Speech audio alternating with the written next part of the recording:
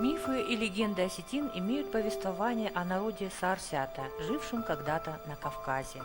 Захоронения, называемые в народе Саарсята Инганта, обычно являются свидетельством глубочайшей древности.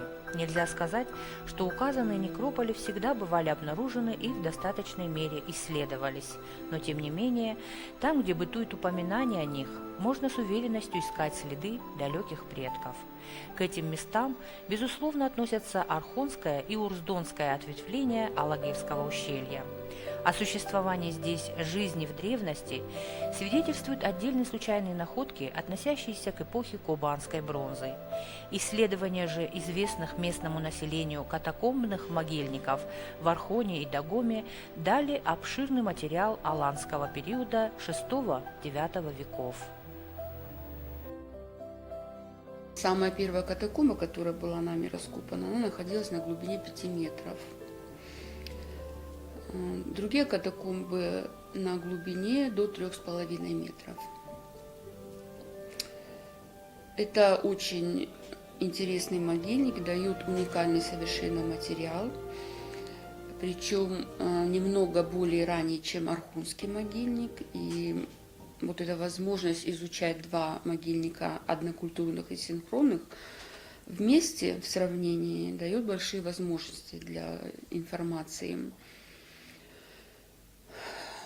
Вот даже по тому незначительному количеству, в общем-то, изученных погребений уже можно сделать выводы о том, что население все-таки, хотя оно принадлежало к аланам, они все-таки были немного разные.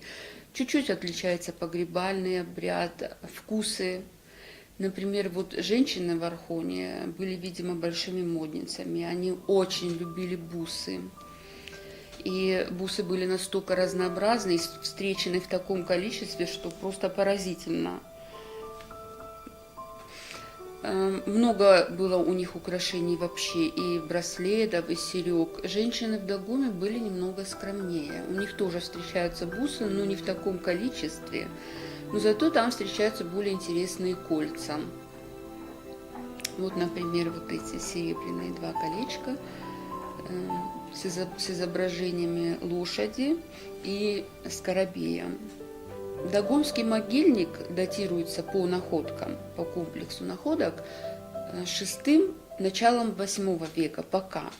Пока раскопано всего 14 катакомб, этого мало, чтобы определить. Скорее всего, начало 9 века тоже будет. А Архонский могильник датируется началом 7 века и началом 9 века. Там идет такой материал. Возможно, принято же считать, что у Аладжир это место, откуда выселились все роды, и возможно, что именно оттуда вот часть алан переселилась в Архон. Поэтому их могильник немножечко как бы позже Дагомского, а в Дагоме идет более ранний материал все-таки. Несмотря на то, что оба могильника находятся в соседних ущельях, материал отличается друг от друга. Встречаются, одинаковых предметов практически не встречается, но встречаются по комплексам одинаковые, там, допустим, стрелы, наконечники, вернее, стрел, бусы, браслеты, кольца, серьги. К сожалению, очень мало встречается керамики почему-то. Население в Дагоме было очень многочисленным. Судя по расположению катакомб, они очень тесно примыкают друг к другу, настолько тесно, что иногда камеры соприкасались и рушились. И поэтому, найдя одну катакомбу, можно тут же найти другую. Были такие случаи, что прямо вот на одном небольшом пространстве было 3 катакомбы. Научная ценность, наверное, ее вообще невозможно определить, этого материала. А материальную ценность я затрудняюсь сказать. Вот особо интересные вещи не хранятся у нас. Например, предметы из золота, серебра, уникальные какие-то изделия. Было найдено много и золота. Конечно, да. Были очень красивые серьги, массивные, тяжелые, пряжки золотые. Много предметов, можно сказать, со всех концов земли, и востока, и запада, откуда угодно. Помимо того, конечно, совершались, они участвовали в военных походах на стороне Византии, например. В частности, в Архоне материал подтверждает это, и в Дагоме тоже. И эти предметы попадали к ним, возможно, как военные трофеи. Весь погребальный обряд – это, как сказать, он воспроизводит их именно вот мировоззрение.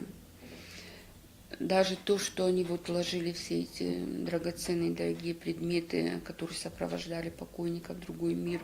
Например, они ложили, с ними встречались амулеты, которые как категория находок являются очень ценным источником как раз для мировоззрения,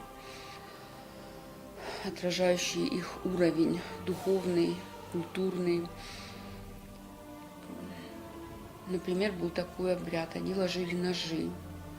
Ножи были призваны их защитить в том мире от всего дурного. И очень часто ножи встречаются прямо возле входа в камеру. То есть, наверное, для того, чтобы их не могли потревожить в том мире.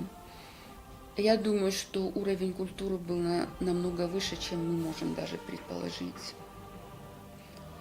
Эти люди, они были связаны между собой, я имею в виду с другими народами, намного теснее, чем принято это считать. И, естественно, они впитывали в себя какие-то их достижения, и я думаю, что они были, ну, если бы по нашим временам сказать, образованными людьми. Это был сосуд ритуального назначения. Он был найден в катакомбе 6 в Архонском могильнике, где был погребен воин высокого социального ранга. То есть такие катакомбы встречаются очень нечасто. Вот одна катакомба в Архоне, и одна была такая в Дагоме. То есть там совершенно определенно был похоронен предводитель. С ним был меч, кинжал, ножи. На нем были золотые серьги, что очень редко встречается у мужчин, но по вот этим источникам, которые существуют у других авторов, есть сведения о том, что мужчина высокого социального статуса мог носить серьги золотые. А из одежды что-то сохранилось? Из одежды там в этой катакомбе все вещи вот его, которые очень много предметов было похоронено вместе с ним, чтобы они его сопровождали, и где они, видимо, тоже были ему нужны, они были сложены в ногах. И, по всей видимости, там был сложен кожаный плащ, потому что сохранились довольно большие фрагменты кожи, очень хорошие для археологии сохранности, тонкой выделки и со следами прошивки. По всей видимости, это была какая-то кожаная одежда, скорее всего, накидка или плащ. А на самих погребенных, конечно, ничего не сохраняется. То есть вот кольчуга, я имею в виду шлем, может что-то такое? Нет, было? шлема, к сожалению, не найдено, кольчуги целиком тоже не найдено, но иногда находятся кольчужные колечки, что говорит о том, что кольчуги все-таки у них были. Но, возможно, это было слишком дорогостоящее снаряжение, и поэтому не все могли позволить себе положить кольчугу. На нем был так называемый золотой пояс, который мог носить только человек высокого ранга. Причем пояс был сделан мастером очень высокого уровня, выдержан в едином стиле. И на нем были вот эти, на пряжке были изображения вот этих водоплавающих птиц. На наконечнике кинжала тоже были водоплав. Вот все было выдержано в одном стиле. Это было очень красиво. И вот таких было много? Нет, таких 2 фалара было, пряжка и накладки золотые. Все это было из золота. И все было выдержано в одном стиле и, несомненно, сделано рукой одного мастера. В Дагоме там были, значит, золотые накладки на меч. Правда, сам меч сохранился плохо во фрагментах. Но вот эти накладки в виде человеческой фигурки, львов, они сохранились. Они были изготовлены из листового золота, ну, немного деформированы, но все это четко видно. Большое внимание вот в украшении мужчины как воина уделялось поясам. Очень много разнообразных накладок на пояса в виде человеческих личин и с какими-то орнаментами растительными, прорезные и цельные. Вот эти деревянные предметы, они обнаружены в Архонских катакомбах. Архон отличается тем, что там почему-то довольно хорошо сохраняется дерево, в отличие от других мест. Для археологии это считается очень хорошей сохранностью. Вот это кружечки, кружки, вот это мисочка. Все кружки разной формы. На кружечках вот даже можно проследить какой-то орнамент. Ну, многие из них склеены, конечно. И вот в них вы находили какие-то предметы, Да. да? Вот, например, в какой-то кружке был найден орех, причем вот так целиком сохранившийся грецкий орех. В другой кружечке была найдена бусина. Зеркала довольно часто встречаются в катакомбах. И, ну, Они все бронзовые, да? Они все бронзовые, они имеют 2 стороны, декорированную внешнюю и рабочую сторону, на которой очень, когда его только вытаскиваешь, то вот эта поверхность бывает настолько еще хорошо сохранившаяся, что можно себя увидеть. Потом она тускнеет от соприкосновения с воздухом и уже не так. У Алан был обычай, это очень, ну, всем известно, ломать зеркала при погребении, потому что зеркало было индивидуальным предметом и не только носило утилитарный характер, вот, чтобы смотреться в него, но оно было еще как бы оберегом. Поэтому зеркало почти всегда клались погребенным, если оно у него было при жизни, и надламывали. Вот у меня в руках очень интересный предмет. Он найден в Архоне с женским погребением. Это часть рукава от платья женщины. К сожалению, мы никак не можем определить, каково было это платье, но даже вот этот незначительный предмет очень много нам может рассказать. Например, на браслете из железа сохранились отпечатки ткани, причем несколько слоев. И вот здесь сохранился кусочек рукава, на котором виден шов. Вот этот рукав присбаривался вот на этот железный обруч. И вот если посмотреть сюда, то видно, что именно вот этот железный обруч охвачен тканью. А просто на руку был одет вот этот бронзовый браслет. То есть это, конечно, очень маленький предмет для восстановления женского костюма, но все-таки он что-то нам говорит. Встречаются мелкие фрагменты ткани, и среди них встречаются фрагменты тончайшего шелка. То есть эти женщины были одеты очень хорошо.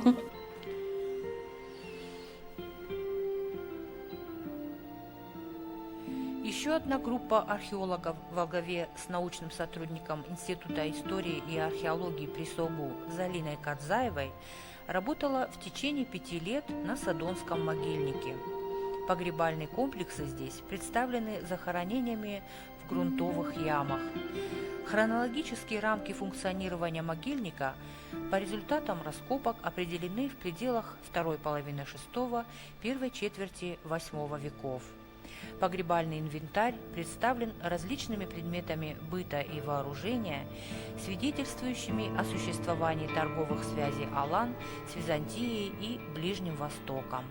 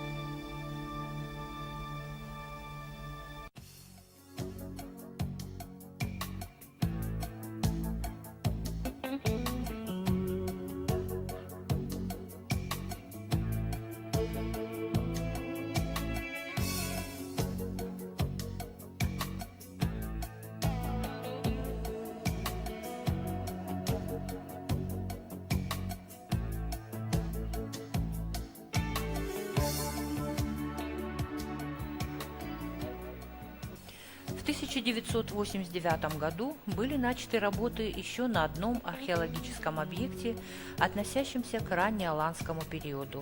Было исследовано около 400 катакомб, собран колоссальный материал, представляющий огромную научную и материальную ценность. Этот могильник, Бесланский катакомбный могильник, раскопками которого я занимаюсь в течение многих лет, относится к Зильгинскому городищу. Близ города Зильги, близ села Зильги был город, аланский город. Ну, естественно, название до сих пор, как бы сейчас неизвестно, что за город был, как он назывался. Но факт то, что он был большой такой город, там довольно-таки крупный. Это первые века нашей эры. Это говорит о том, что в первые века нашей эры уже в Алан были такие стационарные поселения. Они осели на землю, занимались ремеслами, земледелием, скотоводством и прочее. На основе наших вещей можно говорить о том, что аланы очень интенсивно занимались торговой деятельностью тоже. Вот выгодное географическое расположение Алании на стыке Европы и Азии позволяло ей очень широко торговать. Об этом говорят вот вещи, которые здесь представлены, некоторые вещи. Вот, скажем, сердолик привозился с Прибалтики. Скажем, здесь вот Агат, это современная территория, значит, Калининградской области и прочее. То есть это говорит о том, что очень широко, значит, торговал, вели широкие торговые контакты были у них. Еще в данном случае необходимо отметить то обстоятельство, что культура Алан, материальная культура Алан, изобразительное искусство Алан восходит корнями к скифской культуре, к скифской в основном, и частично к кабанской культуре тоже. Известно, прекрасно все знают знаменитую скифскую звериный стиль. Вот, скажем, аланы тоже в своих, значит, изображениях часто применяют вот такой звериный стиль, то есть стилизованное изображение каких-то животных, фантастически в данном случае. И те вещи, которые были обнаружены, значит, в этих катакомбах, яркие вещи, очень вещи, которые играют большую материальную ценность, они бывают, как правило, найдены в тайниках, потому что, значит, они еще ограблены в древности, сами катакомбы, сами погребальные сооружения ограблены в древности, то есть очень древние времена. Но надо сказать, что находок даже после грабителей бывает достаточно много, в смысле, а если учитывать то, что грабители не могли найти, скажем, тайники, то в тайниках бывают очень яркие вещи представлены, которые мы демонстрируем, вот, как говорить, то есть наблюдайте вы вот сейчас. Здесь вот подвески, значит, бусы, часто бывают каменные бусы, вот, сердолик, горный хрусталь, агат, халцедон, коралловые бусы и другие. Был также, естественно, как и у осетин, в более позднее время был обряд захоронения лошади, скажем, со всадником, посвящение коня всаднику. И очень часто бывает найдено в катакомбах, бесланских катакомбах, бывает очень часто найдены великолепные сбруи, причем бывают парадные конские сбруи. И они встречаются довольно-таки часто. Бывает вот, скажем, здесь вот реконструкция, значит, парадной сбруи аланского коня. Вот на грудь лошади украшают вот такие золотые большие фалары, бляшки так называемые. Вот такие. Оголовье тоже украшено очень ярко. То есть при жизни представить такого коня, блестел весь серебром и золотом, естественно, это было очень красиво. Здесь вот изображение каких-то фантастических животных. Видите, против часовой стрелки здесь движутся 4 таких животных. В середине змей, заключивший себя, значит, своим хвостом в кольцо. Достаточно высокий был уровень жизни. Если они своих лошадей украшали настолько ярко и красиво, то надо представить, как они были сами одеты, в смысле, не только одеты, а одежда, она всегда золото, оно признак богатства, в смысле, у них были шелковые, значит, одежды, шелк у них очень ценился тоже. Когда их описывают, они, ну, то есть они, красная кожа у них очень ценилась, они, говорят, уважали красную кожу, в смысле, шелка. Ну, сильно наблюдается у алан в это время, на примере, скажем, бесланского катакомбного могильника, социальная дифференциация. Скажем, как были очень ну, так сказать, богатые, так и были более скромные жители тоже. То есть, чем это характерно? Скажем, когда хоронили, скажем, богатого человека, то есть влиятельного человека, может, это был военный вождь или кто, ему делали большой курган. То есть, чем больше курган, вот, ну, есть такая прямая зависимость, тем он был при жизни, естественно, богаче. Скажем, хоронили его очень глубоко, бывало до 12 метров в глубину хоронили такого человека, и насыпали сверху такой большой курган. А кто победнеет, у того, соответственно, вот курганы, они тоже были в то время, то есть, ну, 2000 лет, это уже давно было, естественно, и с тех пор было снивелировано, распахано, поля были, но они более скромные курганчики были. Вот, скажем, была часть алан, которая кочевала, ну, то есть она была, ну, каста воинов, так скажем, если можно сказать. И она, естественно, когда, то есть у них взаимоотношения вот с соседними племенами, очевидно, были такие. Те соседние племена изготавливали для них, видимо, какие-то и оружие там, скажем, и предметы, и украшения, и там одежду и прочее, а те в свое время как бы защищали от набегов соседних племен. Скорее всего, такая ситуация могла быть здесь. Затем необходимо еще отметить то обстоятельство, что наши вещи, вот, очень яркие вещи, в принципе, им может позавидовать любой музей мира, на самом деле, такие яркие вещи. Дело в том, что нет у нас до сих пор национального музея, в котором были представлены эти вещи. Скажем, если был музей, мы бы, естественно, там выставили все эти вещи, люди бы это все видели.